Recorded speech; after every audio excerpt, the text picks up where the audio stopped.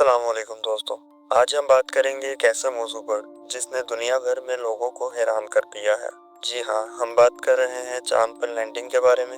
क्या ये सच है या सिर्फ एक धोखा? वीडियो को आखिर तक देखें क्योंकि आखिर में हम आपकी राय भी जानना चाहेंगे। एक बार फिर से वर्ल्ड फाइल्स की वीडियोस में आपका खुशामदीद। 1969 में नासा के अपोलो 11 मिशन के जरिए नील आर्मस्ट्रांग और बज़ एल्ड्रिन चांद पर कदम रखने वाले पहले इंसान बने। ये लम्हा इंसानियत की तारीख का एक संग मील था, लेकिन क्या वाकई ऐसा हुआ या ये सिर्फ एक स्टूडियो में बनाई गई फिल्म थी? आइए जानते हैं इस वीडियो में।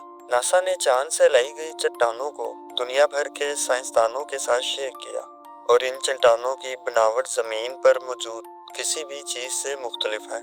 चांद पर ली गई तस्वीरें और वीडियोस में जमीन वाज़िह तौर पर नजर आती है, जो किसी भी स्टूडियो में दोबारा तख्लीक करना नामुमकिन है। उस वक़्त की जदीद तरीन टेक्नोलॉजी के साथ ऐसा मनाजिर बनाना तकरीबन नामुमकिन था।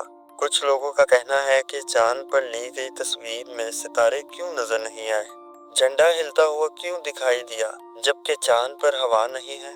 नासा ने क्यों कुछ वीडियोस और डेटा गुम कर दिया जो मिशन के दौरान रिकॉर्ड किए गए थे। ये सवालात अक्सर इन लोगों के जरिए उठाए जाते हैं जो चांद पर लैंडिंग को धोखा समझते हैं। तस्वीर में सितारे इसलिए नजर नहीं आए क्योंकि कैमरे की सेटिंग्स रोशन जमीन और खला के बरअक्स फोकस करने के लिए मखसूस थी। झंडे की हरकत उस वक्त हुई जब इसे जमीन में नस्ब किया जा रहा था और उसकी हरकत खला में ज्यादा देर तक बरकरार रह सकती है। नासा ने बाज डेटा गुम होने की वजाहत की है कि वो मुख्तलिफ वजूहात की बिना पर महफूज नहीं रखा जा सका, लेकिन मिशन की मजीद काफी वीडियोस और रिपोर्ट्स मौजूद हैं। तो दोस्तों, क्या चांद पर लैंडिंग हकीकत है या धोखा है? साइंस और सबूत हकीकत की तरफ इशारा करते हैं, लेकिन शकूक व शहादत रखने वाले अपने सवालात को जिंदा रखते हैं। फैसला आपके हाथ में है। अगर आपको ये वीडियो पसंद आई हो तो लाइक करें, अपने दोस्तों के साथ शेयर करें और कमेंट में अपनी राय जरूर दें